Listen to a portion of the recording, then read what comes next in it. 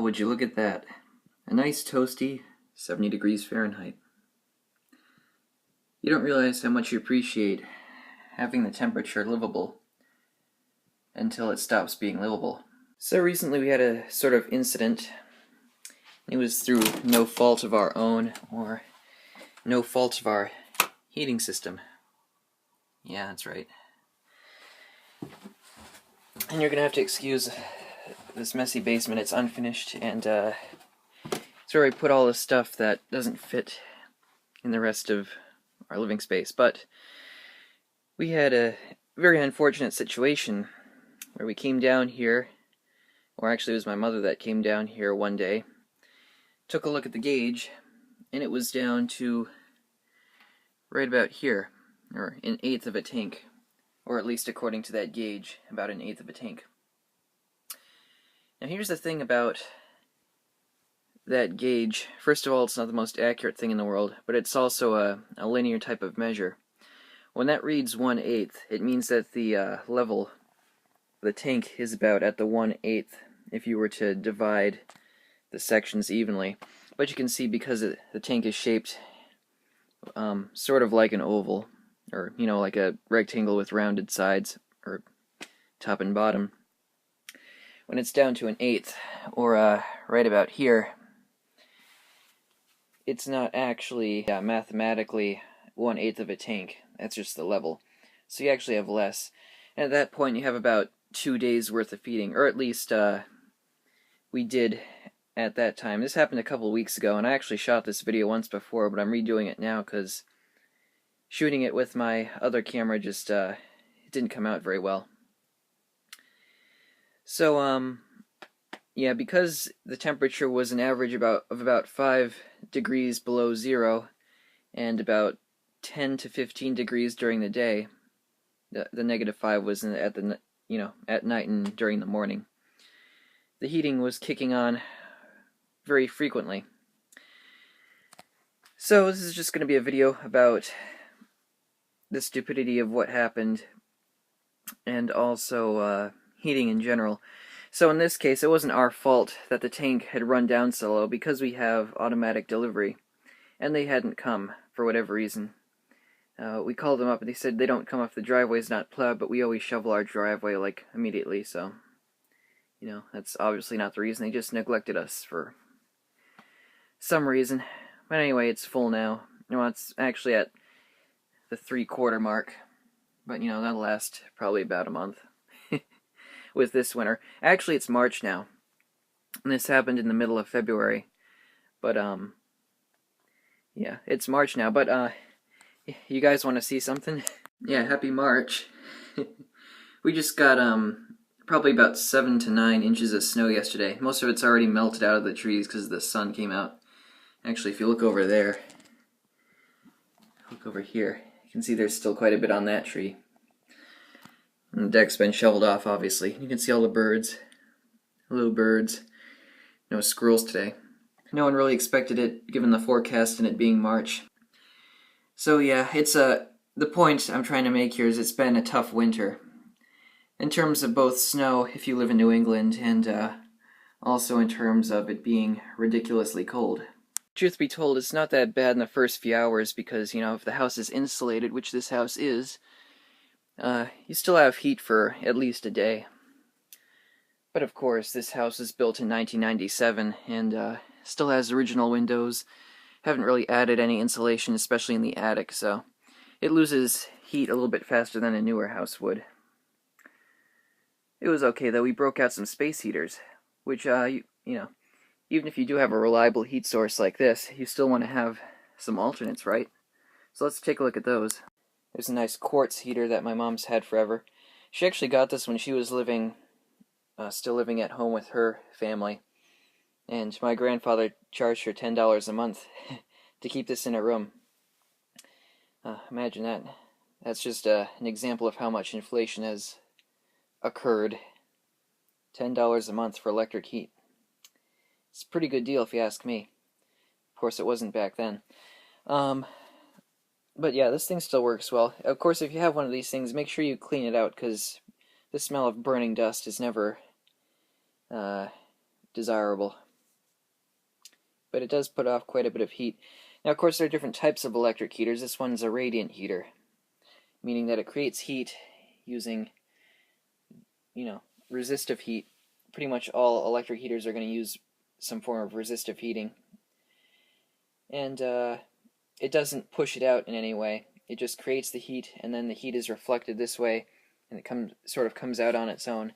Not the most effective type of heating, but it does do the job. Of course, there's always convection heat, where you have an electric heater that has heating coils and it uses a fan to blow the heat outwards, which is more effective. That's the reason that there are regular ovens and there are convection ovens. It's the same concept.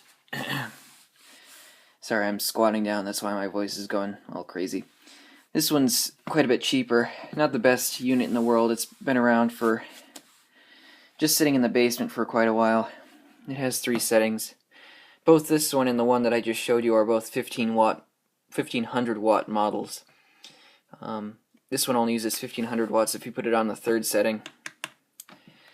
And if your heat goes out, just rotate these around, keep them in the bathrooms and in the kitchens, laundry rooms, places where there are pipes that you don't want to freeze.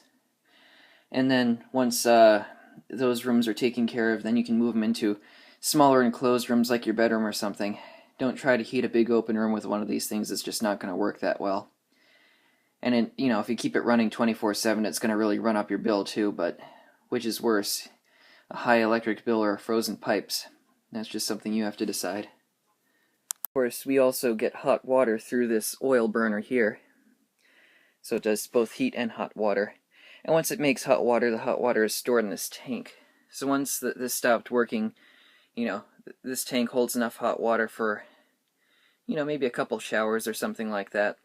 And after that, you're going to have to heat it up on the stove or something.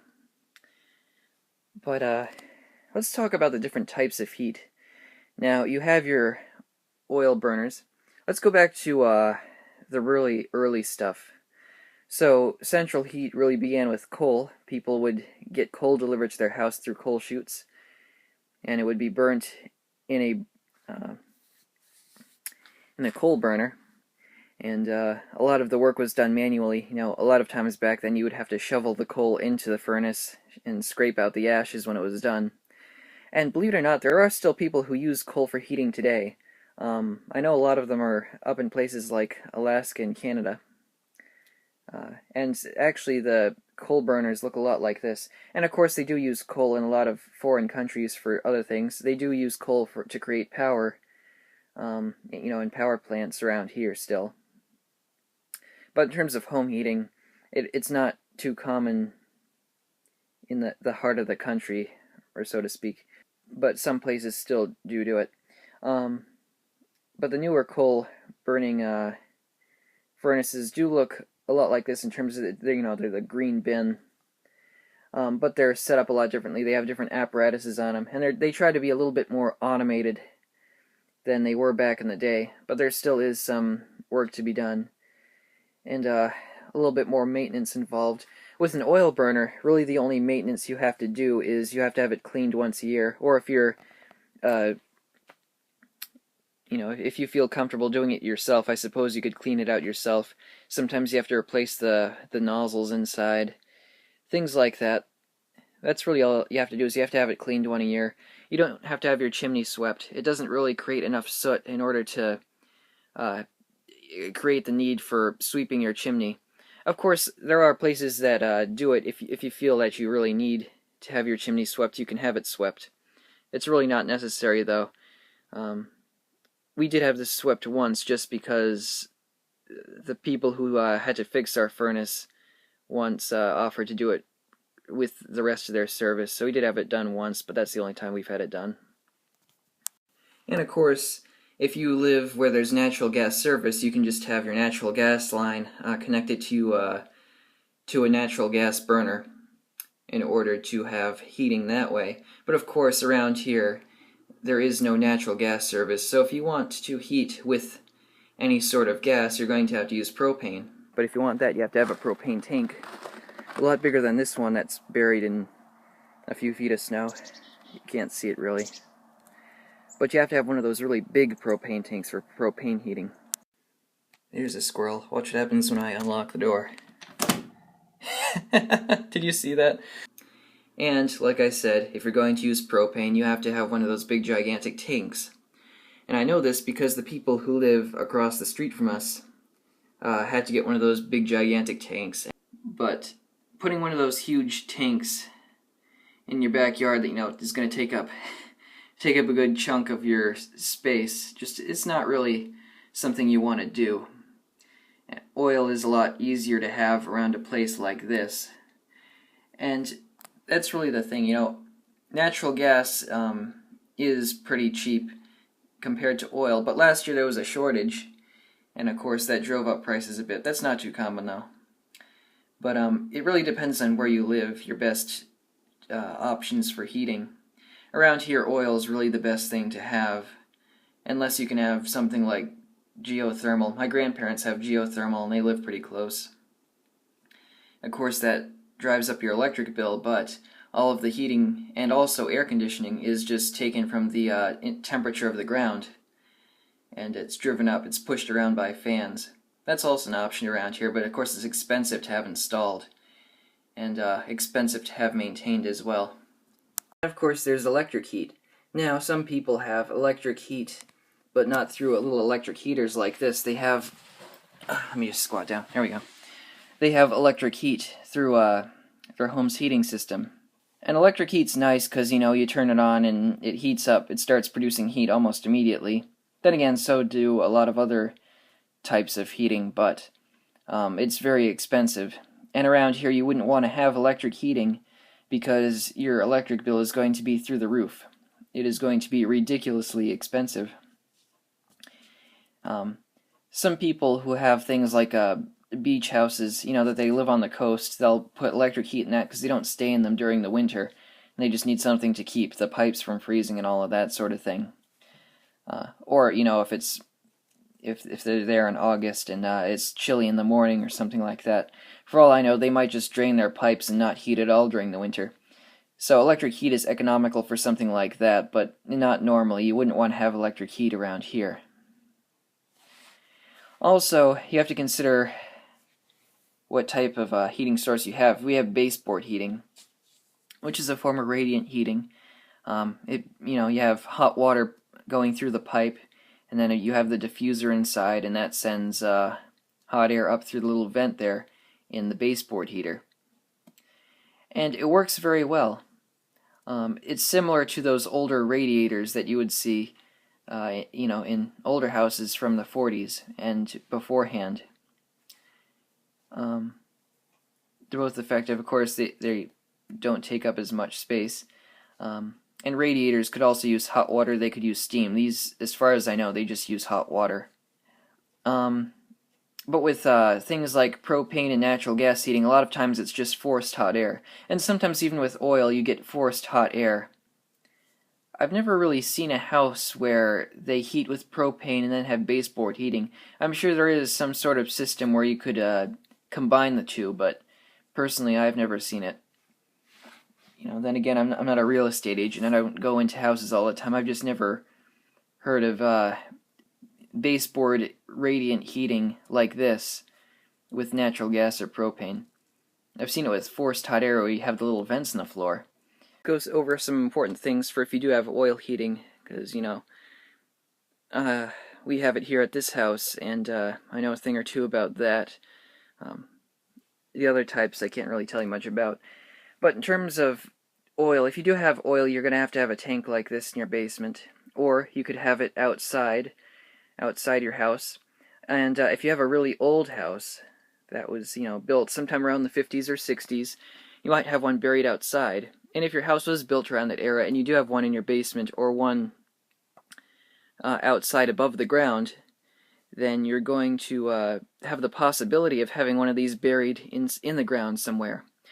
And you can't have these buried in the ground anymore because what would happen is they would eventually start leaking and it would become an environmental hazard.